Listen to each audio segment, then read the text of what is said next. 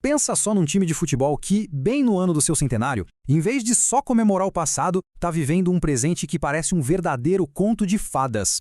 Pois é, essa é a história incrível do Mirassol. Olha, até pouquíssimo tempo atrás, o nome Mirassol mal aparecia no cenário do futebol brasileiro. O clube, nem disputava uma liga nacional. Hoje, eles são mais do que isso.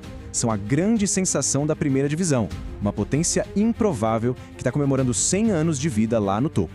Então, essa é a jornada que a gente vai desvendar aqui. Um verdadeiro conto de fadas. Mas como é que isso aconteceu? Como é que uma transformação dessas de um time amador para a sensação do país é possível?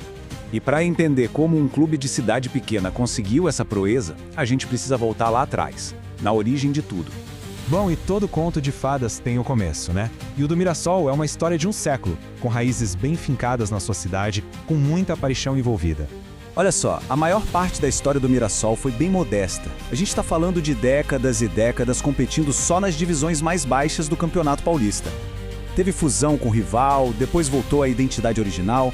Era aquele time bem de comunidade, sabe? Longe, mas muito longe, dos holofotes do futebol nacional. Até que chegamos no ponto de virada.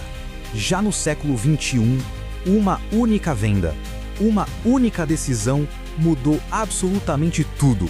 Foi o catalisador. Em 2017, entra no caixa do clube a quantia de 6,4 milhões de reais. De onde veio isso? Da venda de um jogador formado na base, o Luiz Araújo. Para um time daquele tamanho, gente, isso não é só dinheiro. É uma quantia que pode mudar completamente o destino do clube. E aí que vem o pulo do gato. Em vez de torrar essa grana com contratações de impacto para ter um resultado rápido, a gestão do clube fez uma escolha visionária. Eles decidiram investir no futuro.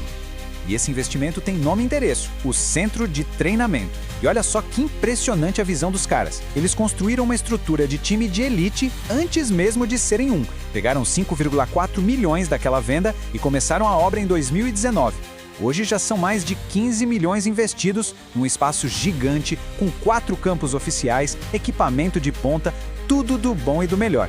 E com essa base, com essa estrutura sólida, o Mirassol começou a subir. E não foi uma subida qualquer, foi uma ascensão meteórica, sabe? Mais rápida do que qualquer um poderia imaginar. Dá uma olhada nessa linha do tempo. É impressionante a velocidade. Pensa bem, em 2019, o time nem disputava uma divisão nacional. Aí em 2020 já é campeão da Série D. Pula para 2022, campeão da Série C. E em 2024, consegue o acesso para a Elite, para a Série A. E não foi só subir por subir, sabe? O Mirassol subiu conquistando títulos. Eles não só passaram pela Série D e pela Série C, eles foram campeões.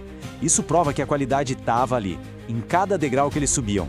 E olha que dado interessante, só outros 22 clubes no Brasil conseguiram ser campeões em mais de uma divisão nacional. É um feito e tanto. É claro que por trás de uma história dessa tem muita gente envolvida. São os arquitetos desse sonho.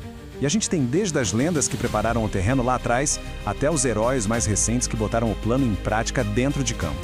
Primeiro, vamos falar de um ídolo, uma lenda, que meio que estabeleceu um padrão para o clube lá nos anos 2000, 2010. O nome dele é Xuxa. O Xuxa não foi só mais um jogador, não.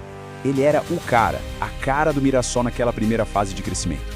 Para ter uma ideia, ele é o maior artilheiro da história do clube com 56 gols. Sabe o que isso significa? É o dobro do segundo colocado. Isso mostra o tamanho do impacto dele. Ok, se o Xuxa foi a fundação, o herói mais recente foi o maestro que regeu a orquestra nessa subida meteórica. E esse cara é o Camilo. O Camilo foi o cérebro daquele time campeão da Série C. Era o capitão, o camisa 10, o maestro mesmo. E ele não só liderou o time ao título, como também se tornou o segundo maior artilheiro da história do clube. Ele é o símbolo perfeito dessa nova era vitoriosa do Mirassol.